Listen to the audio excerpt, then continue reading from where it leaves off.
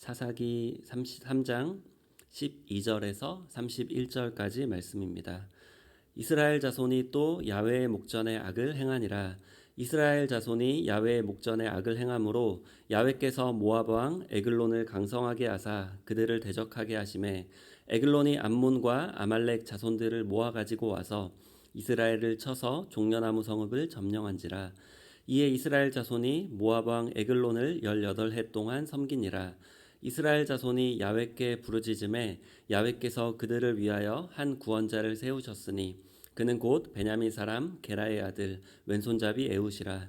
이스라엘 자손이 그를 통하여 모압 왕 에글론에게 공물을 바칠 때에 에훗이 길이가 한 규빗 되는 좌우에 날선 칼을 만들어 그의 오른쪽 허벅지 옷 속에 차고 공물을 모압 왕 에글론에게 바쳤는데 에글론은 매우 비둔한 자였더라.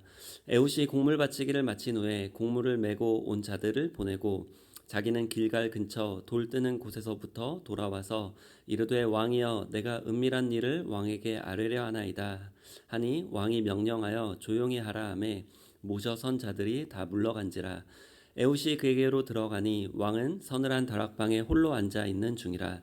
에훗이 이르되 내가 하나님의 명령을 받들어 왕에게 아뢰 일이 있나이다 하매 왕이 그의 좌석에서 일어나니 에훗이 왼손을 뻗쳐 그의 오른쪽 허벅지 위에서 칼을 빼어 왕의 몸을 찌르매 칼자루도 날을 따라 들어가서 그 끝이 등 뒤까지 나갔고 그가 칼을 그의 몸에서 빼내지 아니하였으므로 기름이 칼날에 엉겼더라. 에훗이 현관에 나와서 다락문들을 닫아서 뒤에서 닫아 잠그니라. 에훗이 나간 후에 왕의 신하들이 들어와서 다락문들이 잠겼음을 보고 이르되 왕이 분명히 서늘한 방에서 그의 발을 가리우신다 하고 그들이 오래 기다려도 왕이 다락문들을 열지 아니하는지라. 열쇠를 가지고 열어본즉 그들의 군주가 이미 땅에 엎드러져 죽었더라. 그들이 기다리는 동안에 에훗이 피하여 돌 뜨는 곳을 지나 스이라로 도망하니라. 그가 이르러 에브라임 산지에서 나팔을 불매 이스라엘 자손이 산지에서 그를 따라 내려오니 에훗이 앞서가며 그들에게 이르되 나를 따르라. 야훼께서 너희의 원수들인 모압을 너희의 손에 넘겨 주셨느니라 하매 무리가 에훗을 따라 내려가 모압 맞은편 요단강 나루를 장악하여 한 사람도 건너지 못하게 하였고 그때 모압 사람 약 10,000명을 죽였으니 모두 장사요 모두 용사라. 한 사람도 도망하지 못하였더라. 그날에 모압이 이스라엘 수하에 굴복하매 그 땅이 80년 동안 평온하였더라.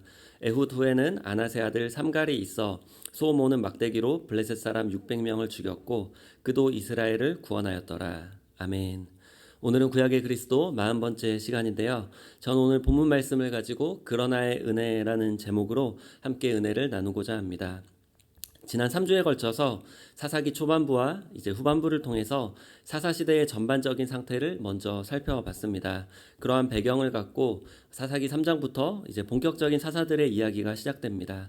사사시대는 영적인 타락과 도덕적 타락으로 가득한 시대였습니다.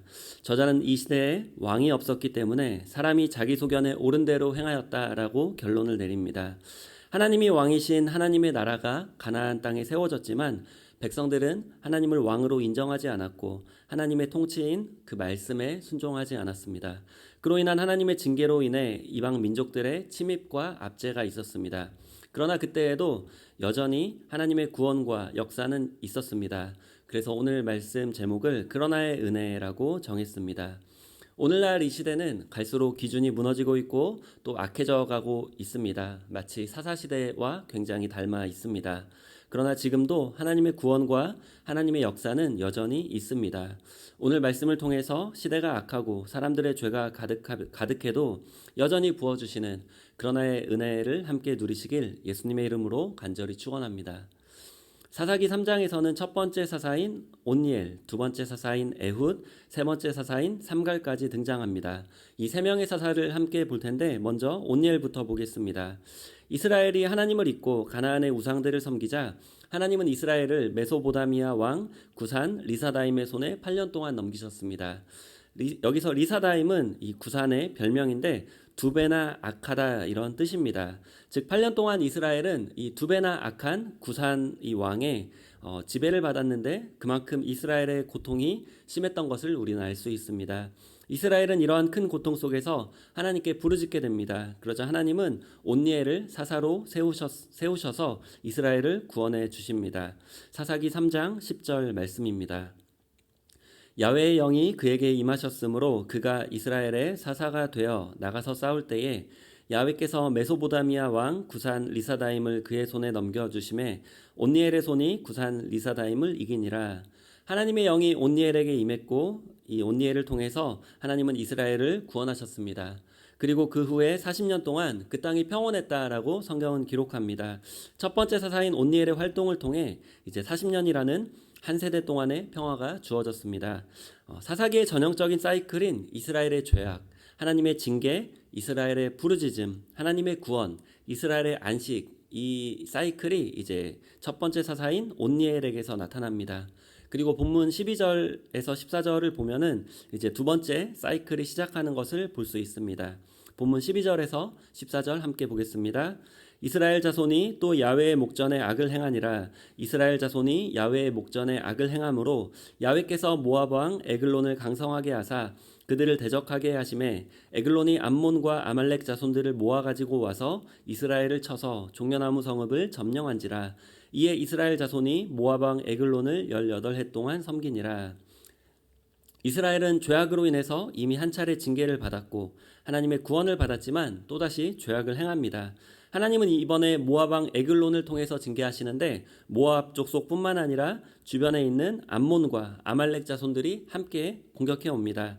지난번에는 8년 동안 지배를 받았지만 이번에는 18년 동안이나 압제를 받게 하십니다. 갈수록 반복되고 악해지는 이스라엘의 죄악을 하나님은 더 크게 징계하시는 것입니다. 이에 백성들이 하나님께 부르짖습니다. 본문 15절 말씀입니다.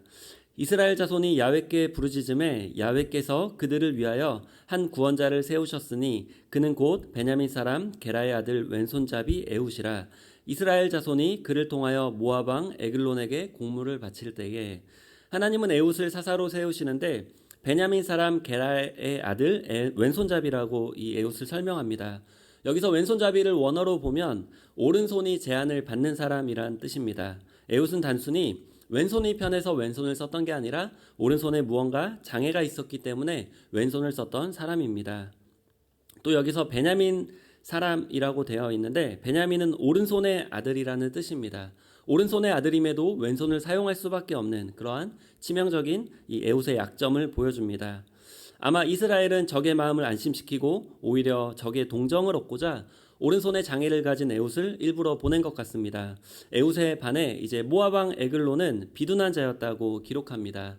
당시에 비둔했다라는 것은 굉장히 탐욕스러웠다라는 느낌을 가지게 되는데 이로 인해 이스라엘이 받았던 착취가 굉장히 심했던 것이라는 추측을 하게 됩니다. 에훗은 사람들과 함께 공물을 바치는 것을 마치고 길갈 근처에 돌 뜨는 곳에서 사람들과 헤어져서 혼자 에글론에게 다시 옵니다. 길갈은 하나님이 이제 요단강을 멈추게 하셔서 백성들을 건너게 하셨던 것을 이제 백성들이 기념하고자 12개의 돌을 세웠던 곳입니다. 그런데 그 근처에 돌 뜨는 곳이 있었다고 했는데 이 돌 뜨는 곳은 우상을 만들었던 곳입니다. 이 모압 왕의 우상은 그모스라는 전쟁의 신입니다. 전쟁에서 이기기 위해서 이제 모압 사람들은 그 그모스라는 신에게 살아있는 아기를 산채로 불에 태우는 이러한 제사를 잔인하게 드렸습니다. 에훗은 그 우상을 만드는 곳에서부터 다시 모압 왕 에글론에게 돌아가서 에글론 왕을 따로 만납니다. 여기서도 에글론이 에훗을 따로 만나고자 허락했던 그 이유는 바로 에훗이 가졌던 장애 때문입니다. 그 장애 때문에 에글론은 방심했고 그래서 에훗을 따로 만날 수 있었습니다. 에훗은 따로 만난 에글론 왕에게 이제 왼손으로 오른쪽 허벅지 안쪽에 숨겼던 칼로 에글론의 몸을 찌릅니다. 그 칼은 에글론의 등을 뚫고 나갔는데 기름이 칼날에 엉겼다고 성경은 기록합니다. 이 모습을 통해서도 다시 한번 그 에글론 왕의 그런 비둔했던 모습, 탐욕이 가득한 모습을 이 기름이 칼에 엉긴 모습에서 좀 우리는 지저분한 또 탐욕스러운 이런 모습을 알 수 있습니다. 이러한 에글론은 비참한 최후를 맞이합니다. 그리고 에훗은 그 문을 안쪽에서부터 걸어 잠그고 도망을 칩니다.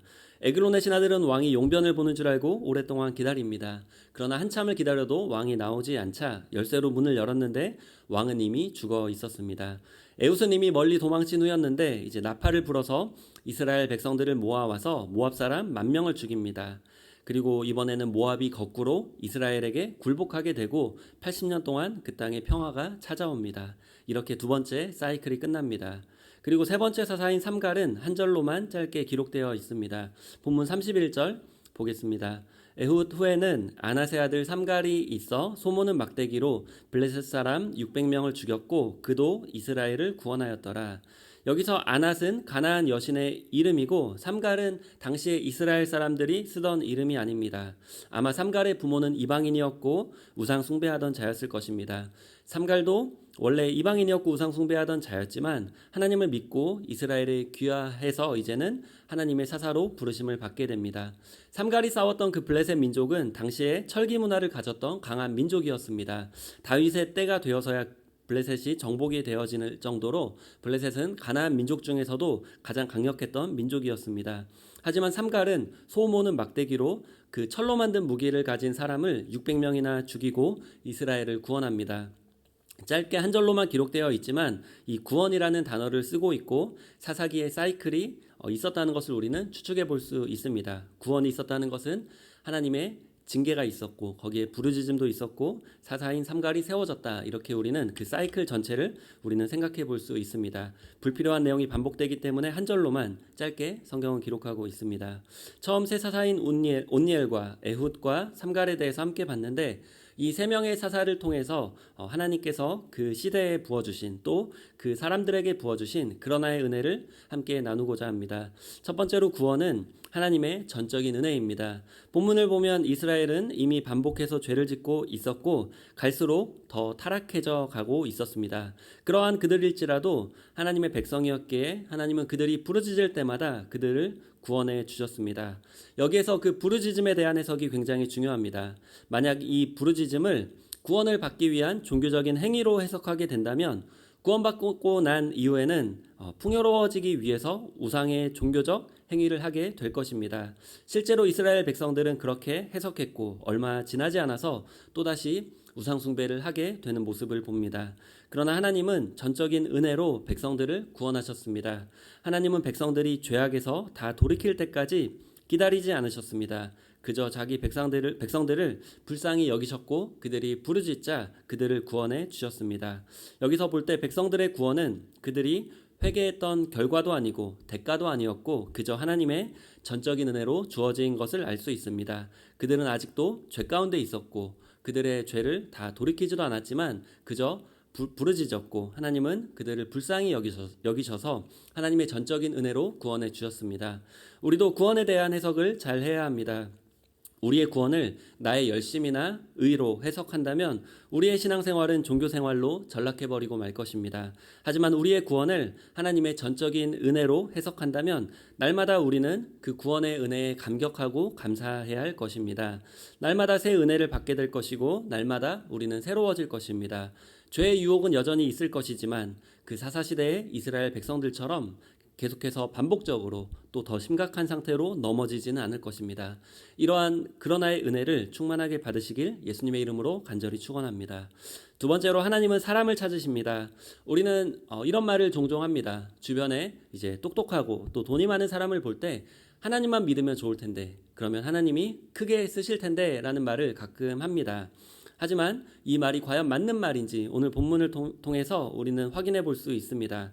오늘 본문에는 하나님이 쓰셨던 사사 3명이 등장합니다. 먼저 온니엘은 갈렙의 조카이자 사위였습니다. 가나안 정복 전쟁에 참여했던 출애굽 2세대였습니다. 이 사사시대는 출애굽 3세대를 배경으로 하고 있습니다. 이미 온니엘의 나이는 약 80세 정도입니다. 그러나 하나님이 그런 나이 많은 온니엘도 사용하셔서 큰 구원을 이루셨습니다. 그리고 두 번째로 에훗은 오른손에 장애가 있는 사람이었습니다. 당시에 오른손을 쓰는 사람들만 이제 사람들이 그런 높은 자리에 세웠고 또 왼손을 쓰는 사람은 역차별이 이루어졌던 시대였습니다. 우리가 제가 어렸을 때만 하더라도 왼손을 쓰는 사람들을 좀 좋지 않은 시선으로 보고 억지로 오른손으로 이렇게 바꾸려는 많은 노력이 있었습니다. 그리고 에훗은 이제 오른손에 장애가 있던 사람이었습니다. 같은 편인 이스라엘도 그를 하찮게 여기고 이제 불쌍하게 보이고자 오히려 그 에글론에게 공물을 바치는 자로 보냈었고, 그러한 에글론도 그 에훗을 하찮게 봤기 때문에 1대1로 그 에훗을 만나려고 했습니다. 그러나 하나님은 그런 에훗을 통해서 모압 왕 에글론을 죽이셨고 사사 역사상 가장 길었던 80년이라는 이제 안식을 누리게 하셨습니다. 세 번째 삼갈은 제대로 된 무기도 갖고 있지 않았습니다. 소모는 막대기로 이제 블레셋 사람들을 제압했던 걸로 봐서 아마 평범한 농부였을 것으로 추측됩니다. 게다가 삼갈은 이방인이었고 믿은 지 오래되지 않았습니다. 그러나 하나님은 그런 삼갈을 사용하셔서 블레셋 군사 600명을 죽였고 구원을 이루셨습니다. 이러한 이스라엘의 사사들은 예수님을 예표합니다. 우리를 구원하셨던 예수님의 모습도 이들과 다르지 않습니다. 사사기 53장 2절 말씀 보겠습니다. 그는 주 앞에서 자라나기를 연한 순 같고 마른 땅에서 나온 뿌리 같아서 고운 모양도 없고 풍채도 없은즉 우리가 보기에 흠모할 만한 아름다운 것이 없도다. 예수님은 우리를 구원하시기 위해서 가장 낮고 천한 죄인의 모습으로 이 땅에 오셨지만 하나님께 온전히 순종함으로 모든 인류의 구원을 이루셨습니다. 우리를 향하신 하나님의 부르심도 이와 크게 다르지 않습니다. 고린도전서 1장 26절 말씀 함께 보겠습니다. 형제들아 너희를 부르심을 보라. 육체를 따라 지혜로운 자가 많지 아니하며 능한 자가 많지 아니하며 문벌 좋은 자가 많지 아니하도다. 하나님은 우리의 자격이나 능력을 따라 부르시지 않았습니다. 오직 하나님의 영광과 하나님의 은혜만 나타내시기 위해서입니다. 고린도전서 1장 27절에서 29절 말씀 함께 보겠습니다. 그러나 하나님께서 세상에 미련한 것들을 택하사 지혜 있는 자들을 부끄럽게 하려 하시고 세상에 약한 것들을 택하사 강한 것들을 부끄럽게 하려 하시며 하나님께서 세상에 천한 것들과 멸시받는 것들과 없는 것들을 택하사 있는 것들을 폐하려 하시나니 이는 아무 육체도 하나님 앞에서 자랑하지 못하게 하려 하심이라.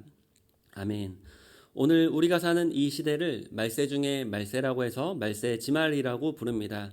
오늘날의 이 시대는 사사시대처럼 기준이 무너지고 있고 또 혼란이 가득하고 죄악이 반복되며 갈수록 심각해지고 있습니다. 그러나 이런 시대일지라도 하나님의 은혜는 여전히 있습니다. 그리고 하나님은 그 하나님의 은혜를 베푸시기 위해서 쓰실 사람을 찾고 계십니다. 나이가 많다고 또 능력이 없다고 가진 게 없다고 하나님이 못 쓰시지 않습니다. 오직 하나님은 그 하나님의 능력과 또 하나님의 은혜와 하나님의 영광으로 우리를 사용하십니다. 하지만 우리가 그러나의 은혜를 충만하게 누리지 못한다면 또 하나님께 쓰임받길 원하지 않는다면 하나님은 우리를 쓰시지 않을 것입니다. 코로나 시대를 우리는 지나가고 있습니다. 곧 이어서 위드 코로나로 이제 또 다른 시대를 우리는 맞이하게 됩니다. 어떻게 보면 이전과는 더 복잡하고 더 혼란스럽고 더 신앙을 지키기 힘든 더 영혼들이 구원받기 힘든 시대를 우리는 살아가게 될지도 모릅니다. 하지만 그런 시대일지라도 하나님은 교회를 사랑하시고 교회를 통해서 하나님의 은혜를 베푸시며 그 일에 사용하실 한 사람을 찾고 계십니다. 바라기는 그러나의 은혜를 누리시며 마지막 때에 하나님께 귀하게 쓰임받으시는 저와 여러분이 되시길 예수님의 이름으로 간절히 축원합니다.